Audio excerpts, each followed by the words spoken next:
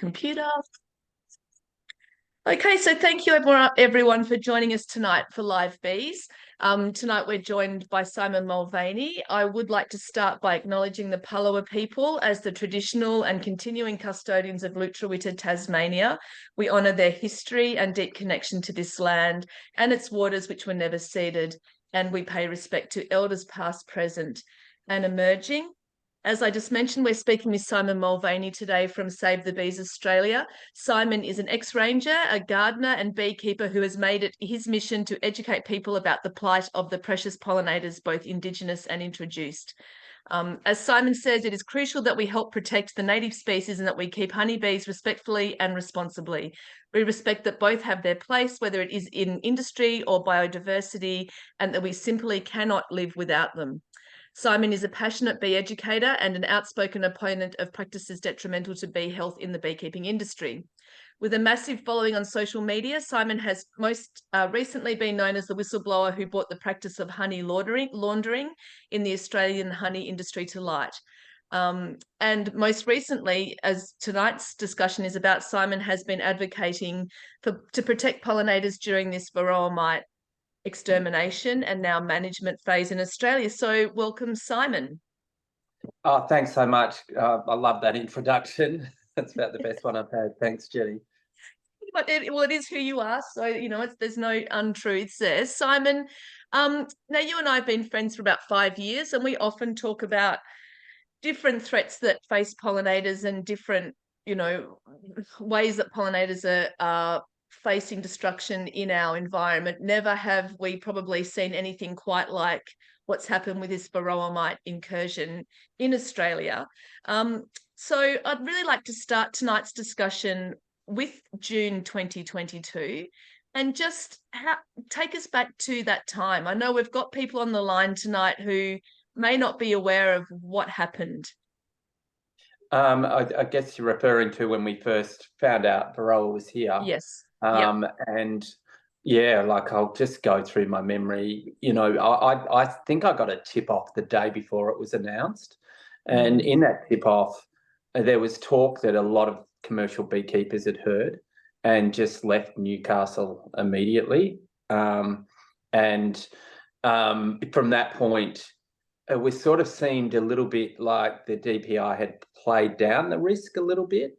But I had been studying Varroa for a long time before it got here, and a lot of people overseas who followed the page were sort of talking about how, like in some ways it wasn't as bad as what people would think, and that in America you're getting the massive collapses. They're blaming it on Varroa, but it's agrochemicals. But as soon as I heard about it, I rang a couple of mates, like Ben from Ben's Bees, and he immediately thought, oh, this is heavier than what they're making out. And yeah, now what, a year on, it definitely is. So it's here to stay. But at the time, I thought we had a real hope of containing it, and the only way we could achieve that hope was having a hive standstill. And we actually did a bit of a crowdfunding thing, got some money together, and at that point we were just really trying to stop New South Wales bees crossing the borders, and we had some success. Last year there's no New South Wales bees were allowed, but yeah, I don't know, 6 months ago they opened up the borders, and I was just shocked that they did that, and that was sort of done previous to us being able to do a big campaign this year to stop them coming back to the almonds. And it's been a bit it's been shockingly sad to see all these businesses ruined in that between Newcastle and Sydney, and the focus on sort of urban areas, while they're still allowing the big commercial beekeepers who are most at risk at spreading the mite being allowed to cross borders. And now it looks like there's probably 3 states at least that probably more likely than not already have the mite. Okay. Simon, you mentioned last year's campaign that you were driving following the June incursion to stop pollination, or not stop pollination, sorry, to stop the movement of bees for almond pollination. After that time, what happened with the Varroa mite incursion? I know that fipronil baiting stations were set up. Well, that was another sort of horrific thing. Like, just to think, I've been calling for a ban for fipronil. I don't know any other chemical that's sort of wiped out more bees and apiaries around Australia. So it is effective. We know at killing bees, and so I thought maybe if it was contained in a really small area, you could use fipronil, but it just seemed like there was such a rush to kill, and that urgency, I think, wasn't needed at all. They really had to be sure that they'd found the perimeter of where the mite was, and then work out whether it was going to be possible at that point. And as we know, there's some really thick bush through that area, and if it was in the feral high population, there was just no way of doing it. So containing it. So I immediately, I think, in the submission to Parliament, mentioned that they should have a research zone to get used to how it was going to be like, and actually have no movement of bees at all in New South Wales for a lot longer. It was only recently I became friends with another apiarist, Steve Fuller. He'd be a great one for you to talk to at some stage too. Yeah. And he was under oath in Parliament, and they said, "Is it going to work, this poisoning program?" And he said no. And I think I read your submission to Parliament and mine. We all were. Anyone who'd studied this had said the same thing. There's just no way it was ever going to be achievable to eradicate it while mass migration of beekeeping was going on. But then in looking at the fipronil topic, I think the Australian Native Bee Network put out an email to all beekeepers that keep native bees and said, if you're in red zones, you might want to get them out.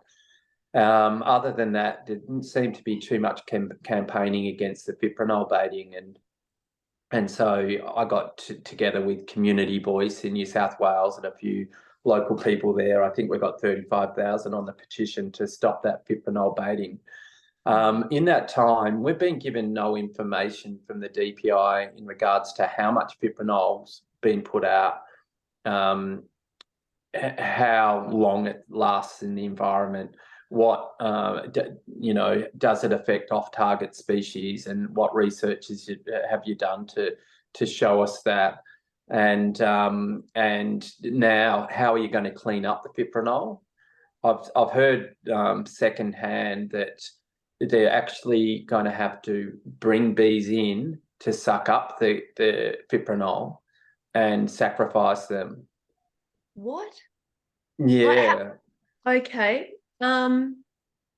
Why can't they just move the baiting stations out? How are they set up? Do you have any idea? So the issue with the baiting stations, and it was funny because the DPI at the time and ARBIC were denying this, but there's a chain reaction in the environment. So first the honeybees will go and get the fipronil baiting, and apparently the stations are manned at that time.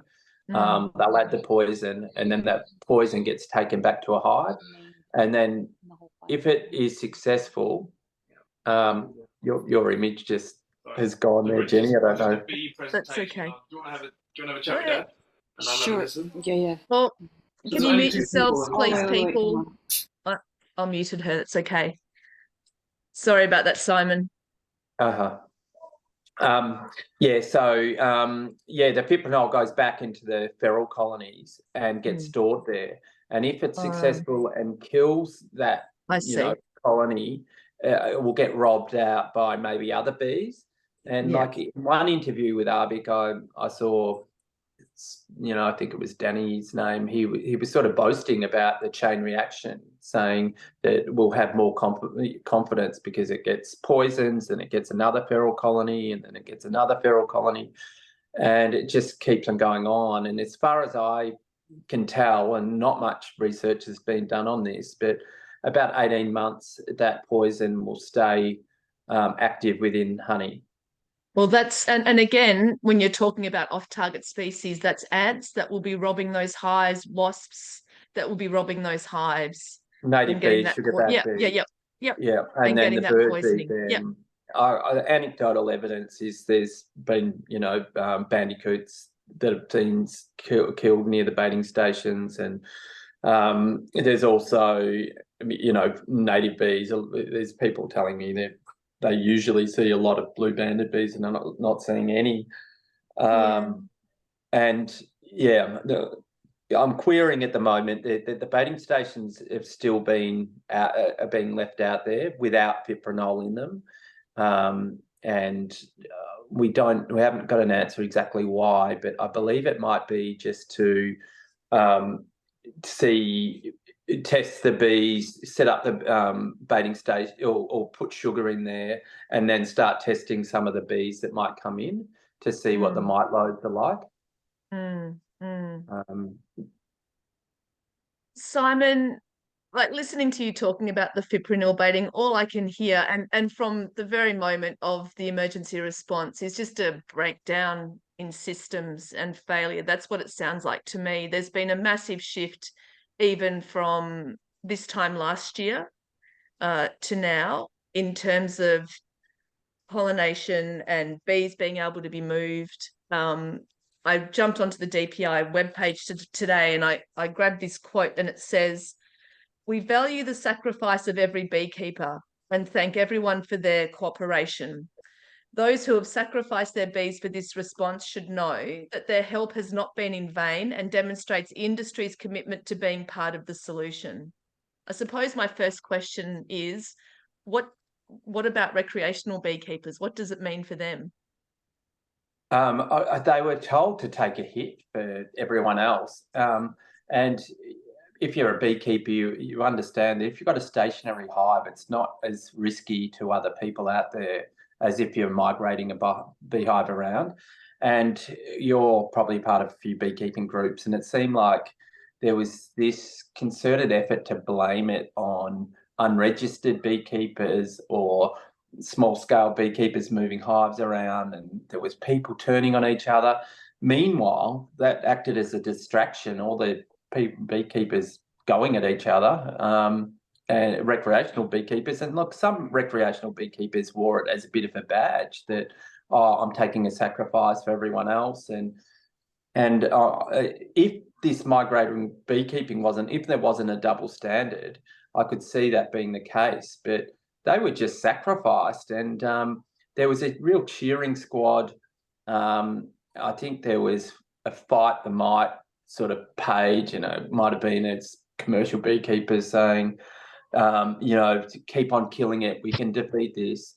And that was just, so disappointing. I think that, they're like a lot of those beekeepers that were, telling recreational beekeepers to take the sacrifice. They were the ones at the almonds that ended up, spreading the mite. And I think that's what's been lost in some of this narrative, that, it's this transition and this movement of bees has created the explosion to the borders. And I think we need to be vigilant, in terms of making sure that that narrative doesn't get rewritten. Simon, pushing it forward to today, because I know we've got people on the line that are interested in what's happening in New South Wales at the moment. And I'm just wondering if you can talk us through the changes as well. So we've now got management zones and suppression zones. What's your understanding of what that means for people who are living in New South Wales? So I don't know if you've picked it up, because I often write documents with you, and I know you've done some political work, but it seems like the language has changed, where it was quite forceful before, but whereas they're saying, we advise you not to bring bees into the area. We advise you that you're at risk of losing your bees if you take up beekeeping now, or if you collect, we would prefer you not to collect swarms because swarms might spread the mite. So it seems a lot more gentle in the language. but that sort of shows me that there's probably no legal requirements now that, you know, lording over these people in New South Wales. A lot of people are desperate to get bees back, and you know, like I'm probably a beekeeper, like a lot of these recreationals that just like the presence of bees around. It's like a blessing. I don't, you know, I hate to think of what it was like to have the, you know, all their bees killed. But yeah, you know, for their mental health, hopefully, you know, they've got the confidence to get back into it. There's been an amazing thirst for knowledge on different ways and treatments and what people can do. That's been, you know, probably seems like a 6-month overload on different ways of treating the mites. We're probably nearly more experts than some people overseas now, with all the information that's been pumping around through all the beekeeping groups. So yeah, you know, there's massive relief in those areas, and I know quite a few commercial beekeepers or honey producers too, and they just feel like, you know, it saved their lives in a way. You know, one of my friends, Peter, was locked up, running out of nectar, and he needed to get his bees onto the Manuka this year, and now he can do that. So, you know, that side of it's, you know, good. But the other thing is, you know, whether I'm getting my information right or wrong. Well, one thing is for sure, it's been here a lot longer than what they have said, and then I think it's a lot further into Sydney than what we first realised. And you know, one representative from Arbic wrote to me and he said, well, you're blaming the almond industry, but we know for a fact that some of these mite loads are really high in people's backyards and in commercial apiaries. You know, beekeepers themselves obviously weren't doing alcohol washes. And that's probably one of the biggest things, is like, this was never going to work unless everyone, you know, bought in, and that's never going to happen. The human condition means that we're all different, and we're going to, you know, not comply, and so that was inevitable. That was going to happen. So Simon, just for some of the people who are new to beekeeping, can you explain what it means when you have high mite loads? So the other thing that I think it's important for people to know, particularly if they're doing alcohol washes, it's nearly like, or sugar shakes, it's nearly a false sense of security, because the bees can live under the capping of the brood for the mites for a long time before you might notice them. And then I don't know whether it's 300 bees on average that you might do in a shake. That's, you know, depending on what time of year, it's 300 in a whole hive. So the chances of finding a mite load, one mite, let alone a lot, is not very high. And then, so if you do find some mites in a sugar shake test or which they were in Newcastle, or in an alcohol wash, means you're really infested badly. And it means that it's probably gone a lot further. Simon, for beekeepers that are in Victoria, where you're based, what's the feeling and the mood down there? Oh, they're furious, absolutely furious, because a letter went out from the VAA, that's the Victorian Apiarist Association, saying that there's a policy on an agreement that has been signed between Queensland, New South Wales and South Australia, that if one state got the mite, they were just going to let it rip. And so I think there's a temporary, I don't know how it's going to last the border closure. It's a very soft border closure. In another letter, I said, well, they're going to allow a few beekeepers have a choice at the almonds in the red zone there at the moment, whether they collect their bees or they get paid out. Some of those beehives are from Victoria, and it's my understanding that a few of them have got permission to move into Victoria. And that's what we saw with at the almonds. Like, a lot of Queensland beekeepers moved from the almonds back to Queensland with a special permit. And so knowing what we should have known from the start that the alcohol wash isn't a very good way to test it. I think that you can get miticide strips that have 97% success rate or something, and I think that the alcohol wash is like 3%. So it's a big difference, and yeah. Anyway, there's just been this double standard that people are furious about. And then, so I have spoken to the Victorian Amateur Beekeeping Association too, and Matt from Rooftop Bees, and yeah, his mind was blown as well, because we've all it's been pushed at us so hard how terrible this mite's going to be, and we've seen the sacrifice and 30,000 hives killed, yet it's not that bad enough to close the borders. So yeah, we've seen some, lobbying power, definitely from the almond industry, that for me is corrupt. So can you talk to us a little bit about that, Simon? I know that we've had discussions about the almond industry and we've shared our concerns, about that. But can you talk us through that and why it is such a big problem for beekeepers? So I'll start on the fact that in the previous 2 years, there's been massive collapses at the Victorian almond or in the Sunraysia district. And you can actually, prove this if you Google. I think the Age newspaper did a story on it. And I think there may have been potential litigation. I started writing a story myself and rang a couple of beekeepers in question, and they said, oh, we don't want to go on the record because we don't want to lose our sites of the almonds.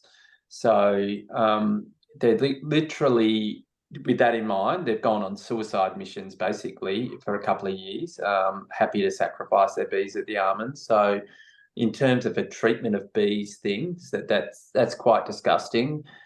But the other thing I've been warned of more is in the US, if you, and I've seen documents that have said that the PR firm in charge of, bees in America said, let's target everything on the mites. And then that gets us out of, the campaigns against, the pesticides that we have been campaigning about for years, which is glyphosate, neonicotinoids, and the fungicides. So mark my words, in next year or in the next, decade, they'll be saying, oh, it's the mites that are killing the bees at the almonds. But Australia proves that there's collapses at the almonds because of the pesticides and, the monoculture nature of it all. Yeah. Simon, looking towards the future, what do you see as a solution in the situation that we're in at the moment? Like someone sent me an article today about how there's fast technology developing at the almonds for almond pollination and for different types of pollination using some type of robotics rather than having bees there. And so, like, the almond industry isn't there to, they need the bees to pollinate their things at the moment, but they're trying to work out a way of bypassing beekeepers. And there is, as we've seen here, special favours being done with these, for big industrial monoculture crops like the almonds. And yes, what is a real worry is that there's two things I can see that it's already happening. And there's one, there's this corporation called Duxton. They're aiming to have more bees than anyone in Australasia. And they want to start pollinating the almonds, as their core business. They're talking about 250,000 to 300,000 hives or something astronomical.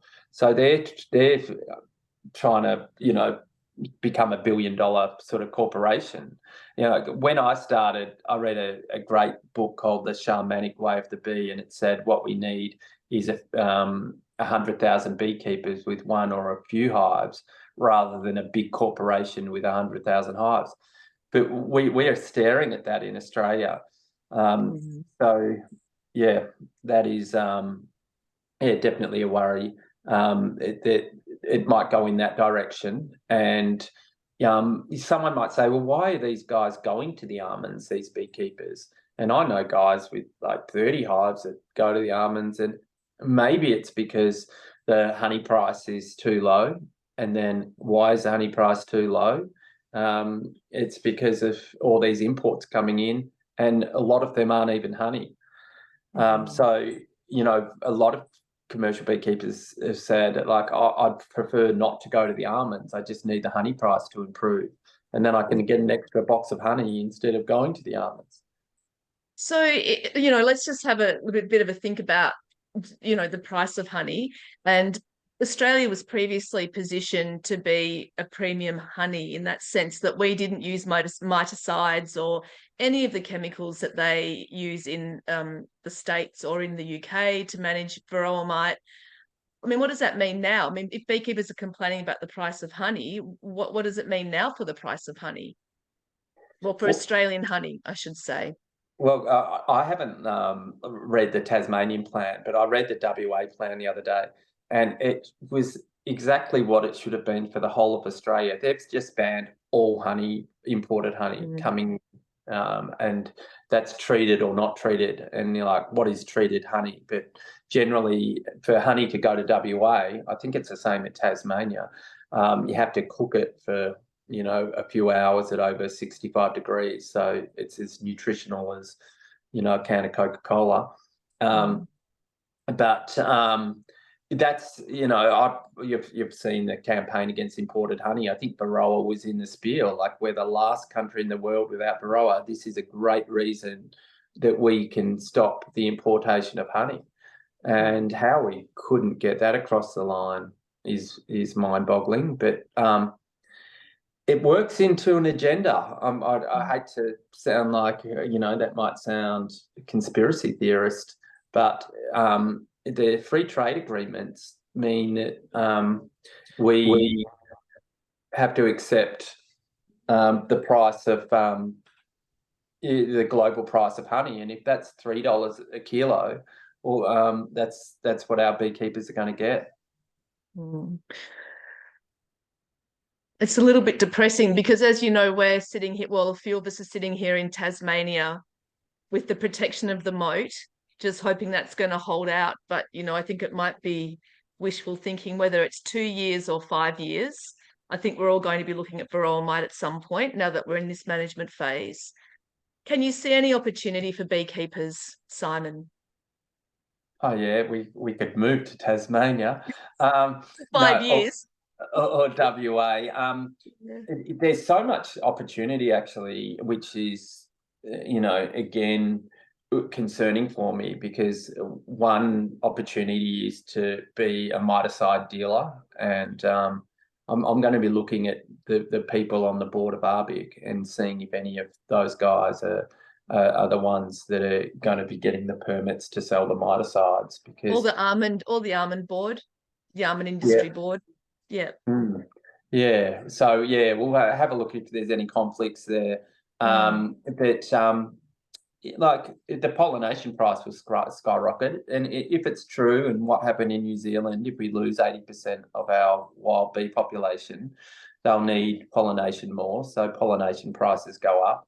The other advantage is apparently there'll be a lot more higher honey yields. Because you're not competing with the feral bees. There's some bee, and it'll knock a lot of beekeepers out. There'll probably be less competition.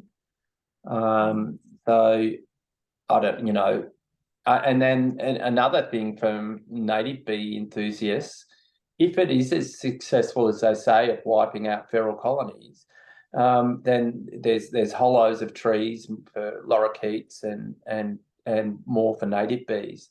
So that was another thing. Like I was uneasy at. They were saying, well, it's good to kill all the feral bees. Let's get more fipronil out there. Well, if it's that good at killing the feral bees, let the Varroa do it. And in a weird way, it's the mite it was never meant to be on, our honeybee. It's its true host is the Asian bee.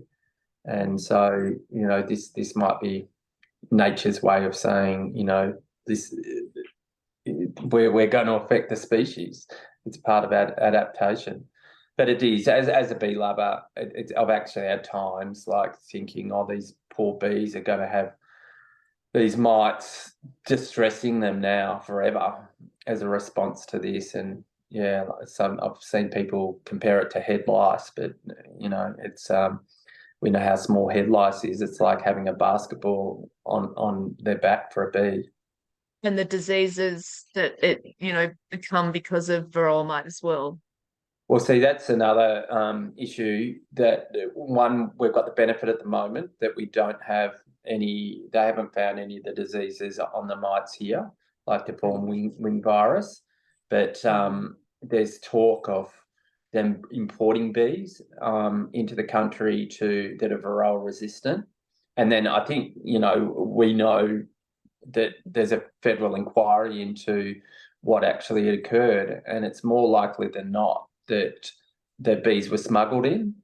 Yeah. And then I don't know if I've told you this, Jenny, I might have told you, but I've spoken to people who were working for the DPI at the time, and they said the mite loads were so high that the people doing the testing said there's no way these honeybees could be alive with mite loads like this. And they went out and they had a look and they were alive. And according to these experts, those bees must have had the Varroa resistance. And I haven't questioned them too much on this, but it's nearly unfortunate that those bees were killed, because they could have been the perfect bees to reintroduce as genetic stock.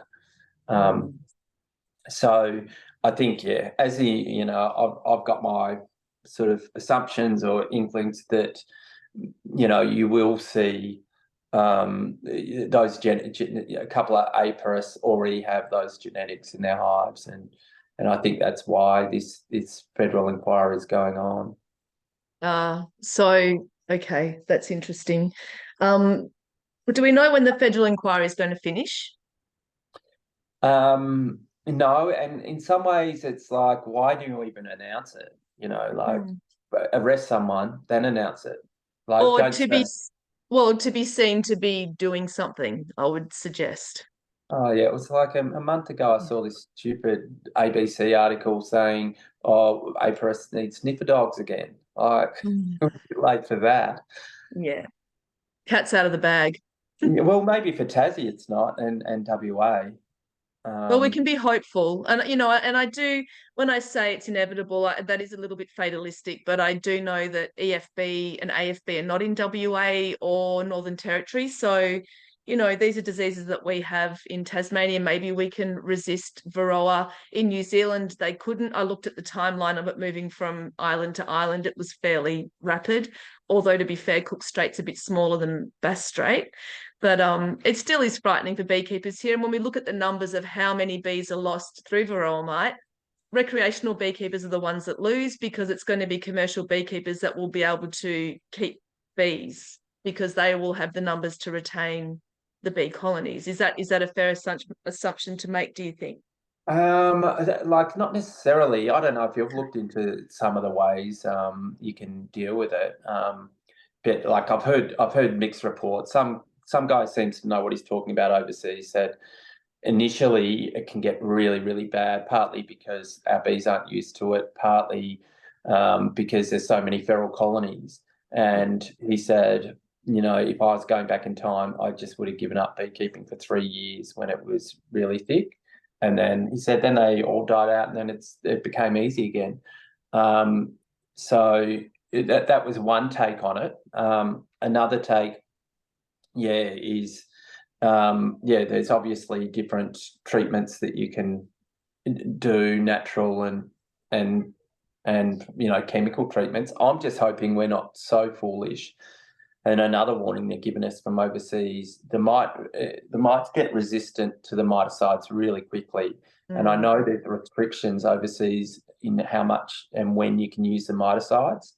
And then it was implied in one of the speeches, I heard someone doing at ARBIC, that that they might make it compulsory for beekeepers to use a certain type of miticide. And there will be a bit of a war then. And there's already, it was such a stuff up that there's so many people in New South Wales now that I don't think will register their hives and trust the DPI again. And then the incentive, we're all probably all registered and all doing the right thing because of Varroa and the thought that it might come here. But then, for people, for being in Victoria, like, and even being a commercial beekeeper in New South Wales a month ago, a lot of some of them told me, well, would I even report? Because if I report, my whole area is going to be knocked out and my bees will be knocked out. So that was sort of mismanaged too. Well, I think reading the DPI directive, it looks like they're talking about integrated pest management. And we spoke to Dr. Mary Whitehouse a few months ago about what that would mean for beekeepers. And my understanding of that is it's like a triangle in terms of how they attack Varroa mite, and they certainly don't go in with what they call the atomic bombs, the most toxic poisons. That's like a last measure for managing Varroa in hives. And she said what they've learnt from rolling out integrated pest management systems around the world is that it can't come from the academics coming down and saying this is how it's going to be. They work individually with beekeepers to come up with a management plan for each beekeeper about what's going to be realistic. So maybe that's what they're going to start trialing now in the management zones and maybe not the suppression zones. It looks like they're using miticide strips in suppression zones. Did you read that as well? Yeah, I did read that. And so, I think there'll be announcements in regards to that. I've also got someone who found a swarm in one of the red zones the other day, and the DPI officer was there, and there was part of the community were like, "Don't kill the swarm, don't kill the swarm." And it just happened that it flew off into a tree hollow while they were all watching, which they were celebrating. But the resistance. DPI, the DPI did test those bees before it gone, and there was no one could actually see a mite, but they did find 2 mites in that 300, so that was a high mite count. And I've been told that the bees in that Newcastle area now, and there's a lot of them still, even though that's one of the areas they really tried to poison hard, are all got heavy mite loads. Far out. Well, so watch this space situation. Certainly a lot's happened in a year and the last 18 months. And I feel sorry for you. Like you went and you were part of that program initially. And I don't know. I've heard horror stories from people in New South Wales about people with very little knowledge doing some of the jobs, and even potentially spreading the mite through contamination around that time. How many years do we have to plan for this? But I don't know, COVID probably stuffed us up a bit too, by not many people doing as many checks. Well, it's certainly watch this space situation at the moment, Simon. I know that we're holding our breath in Tasmania. We talked about it at our beekeepers meeting last night. We talked about it at the Bee Queens meeting on Saturday. Our hearts really go out to people in New South Wales, particularly beekeepers that have had to, euthanize their hives or been forced to do so in the red zones and are looking to rebuild. And for you in Victoria, for people in South Australia, all on the, having it right at your doorstep and just not knowing what it means for the future, it can be quite frightening. But really, I want to give a chance for people in the room tonight to ask you some questions. We've still got 20 minutes. So I'm going to thank you, Simon, for having a chat to us and just open the floor for questions. Do we have anybody that would like to ask anything? Just jump in. And feel free to ask any questions. Got a lot of listeners. Is there any questions that people really want to know about Varroa mite or what's been happening in New South Wales? What are some effective control methods that have been used in overseas that could that could be used here? Okay, what are some effects? So that was me asking a very bad question. Reading that out very poorly. Sorry about that. What are some effective control methods that have been used overseas that could be effective being used here? What's your answer to that question, Simon? Basically, thinking of the beehive, you want it to not have brood in it at a certain time, because if there's no brood, there's nowhere for the eggs to be laid. So actually in Africa or Kenya, that they found that when Varroa hit, it didn't really affect them much because there were so many natural beekeepers. They all do top bar hives, most of them. They all let their bees swarm, and then they had that brood break. And so, you know, a lot of scientists went over there to see, wow, why are they doing so well? And I think another one is Cuba that do really well. And in those countries, they don't have the money for the pesticides. So, you know, the other theory is that Varroa wiped out so many of the bees initially that their strong genetics survived, and then they all worked off that stock. The other way to get a brood break, you probably do get one in Tassie because it's so cold. We do. Yeah, we do in winter. Yep. So I got told the commercial beekeepers some of them will drive up into the mountains if they're in New South Wales or Victoria, and get their bees, you know, cold for a month or so, and then that's another way to deal with it. The other one is caging queen bees. So you can cage her inside the hive so she can't lay any eggs, and that can reduce the amount of eggs. The other one they say is put a couple of frames in empty or just with starter strips to encourage them to make drone brood. And then the drone brood, they tend to prefer to lay their eggs there, and then you sacrifice that drone brood. Yeah. And then there was a really cool one the other day that I shared on Save the Bees Australia, which is rhubarb leaves. And in Romania and Poland, they're two areas where you can't use the miticides so much because they're worried about resistance. So, and they're probably expensive. So there's oxalic acid inside of rhubarb leaves. So that could be a good one. Thanks for that. Thanks, Aurora, for that question. Now, Brittany's got a question. Is there any chance DPI would allow genetics to be brought into Australia from overseas? An example would be bee weaver bees from Texas. I've never heard of bee weaver bees. Do you know about those, Simon? No, but I don't know if they're the biting bees that I've heard of. I do know that there's areas in America and Europe where people are writing to me a lot saying we don't lose any colonies now, and that goes for, you know, people, bigger beekeepers, and also you know, natural beekeepers with smaller apiaries. They've just been shocked overseas about how we've handled it. God, it's a worry what people must think of us over the last 10 years. Yeah. I'm actually really curious to know what bee weaver bees are now. I don't know if you'd like to get off mute, Brittany, and tell us what they are, or tell us what you know about them, because I'm fascinated. It's piqued my curiosity. I can see her there, but I can't see her. Oh, yeah.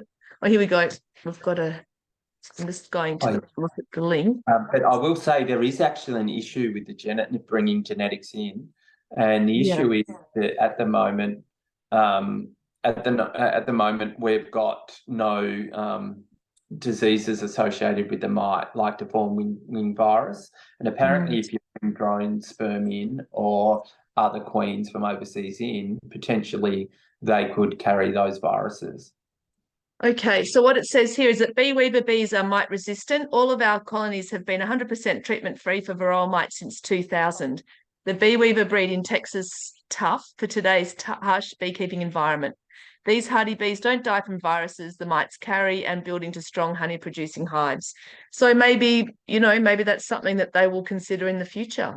Who knows? Well, so I think the other thing I heard that's the concern with bringing bees in is that as we know, or people might not know, queen mates with 80 drones or whatever. So it's you have to have the resistant drones around too. So sometimes the resistance doesn't carry through the lineage. Yeah. They can collect sperm. There you go. Getting all the details, the life cycle of a bee and a drone. There is a lady, though, I don't know if you've had her on your show, that is got this chemical from America that I think it has the same sort of smell or intensity as Varroa, and you spray it on a hive, and if the hive cleans out, starts to show hygienic behaviour and decap and take the brood out, you can see if it's got that genetic resistance. Oh, wow. So I'm trying to think of the name. I think it's beegenetics.com.au. Okay. And she's been doing crowdfunding, and I've seen that there's a lot of the bigger beekeeping companies have invested in that. So yeah, I've forgotten her name, Caroline or something. So you should see if you can speak to her at some stage. Yes. I will. Thanks for that, Simon. Okay, are there any other questions for Simon? Maybe not related to Varroa. Yeah, here we go. Aurora, are there any types of hives that may be beneficial to resist the Varroa mite? Any type of bees? I'm guessing hives, sorry. Any types of hives, like you mean like a top bar hive or Langstroth type of thing? I would think probably top bar hive would be easier to check the brood. You don't have to get in, lift the whole box off, and you can get in there a bit easier and have a better look, I would think. But yeah, definitely. If you've got 8 boxes stacked on top of each other, it's going to be a bit difficult. Okay, any other questions before we finish up? Or any other questions you might like to talk to Simon? We've still got 10 minutes to have a quick chat. Have you spent much time looking into heat treatment? I haven't, but you may have, Simon. I've heard it spoken about at a conference I was at, and the talker at the time was concerned that it may not work as well because it may encourage small hive beetle to multiply over that time. But in saying that, and we'll let that person ask the question, they might know more than me, but I heard 2 days over 40 degrees knocks them out or something, or maybe even 1 day over 40 degrees. I think the temperature periods are only for 2 hours, she says. Oh, yeah. So, yeah, no, I have heard that. And I have heard overseas they put them in cool rooms. So I don't know if you could put them in heat rooms. Yeah, like definitely seems possible. I don't know if you do that, if you had a couple of hives or not. Well, there you go. They use heat mats and solar batteries. I wonder if they take that. You'd have to take the honey off, wouldn't you? Or do they just leave it on there? I don't know. Well, I don't think it's not a huge rise in temperature. Like all hives are constant at 36, aren't they? Yeah, about that. And yeah, so if they can sustain getting up to 40 degrees, yeah. You only treat the brood, she says. Yeah. Okay. That's really interesting. Heat to 41.5 degrees. There you go. Learning something new. This is great. This is why I love these rooms and these chats, because I learn so much from everybody that comes in and joins these conversations. It's amazing even watching some of the battles on the group pages, because I just learned so much, because people rebut each other, and but there's an amazing conversation on that rhubarb leaf post that is fascinating as well. So some people just seem so keen to get the miticide strips. I don't know, because that's the problem with the miticide strips is you can't the wax is then contaminated, and so is the honey. Yeah, exactly. But it'll work for Um, the pollinators. Well, yeah, it'll make a drop in price of our wax at the moment. I think is an Australian wax worth about $60 a kilo because we don't have chemicals in the same ways that the UK or America does. Like it's a good price for wax. Well, Anyway, Tasmania and WA are going to have that now, and so yeah. I don't know if you've seen, but the beeswax price has plummeted, and the honey Oh, price has plummeted. no, I haven't seen. No. Yeah, like I don't know. I think it was actually $18, but it's down to $11 or $12 a kilo. Are you serious? Yeah. Far out. I've So, been out of the loop. yeah, I thought maybe, yeah, I don't know. It's a time to the pure wax might go up in value because of that happening. That's interesting. All right. Well, on that very, very interesting note, thank you, Simon, for your time. Thank you, everyone, for joining us. If there's no further questions, I just would like one more to. thing. Oh, yeah. Is that someone was asking me about Arnott's biscuits the other day. This is a bit different. Everyone probably knows I took on Capilano, but it's Arnott's is using imported honey, even though their products are all labelled, pure Australian or whatever. So yeah, I'm thinking of doing a bit of a campaign to try to get Arnott's to start buying Australian honey. Well, very good, and I'm sure you'll have a lot of supporters, at least here, who would like to help share that and support your campaigning. And Simon, as always, thank you for the work that you do with your campaigning. We appreciate it. We see what you do. You make the space so much bigger for all of us to do what we do, to have these kinds of conversations. We really appreciate your work. So thank you again, and thank you everyone for joining us today. Thanks everyone. See you later. See ya.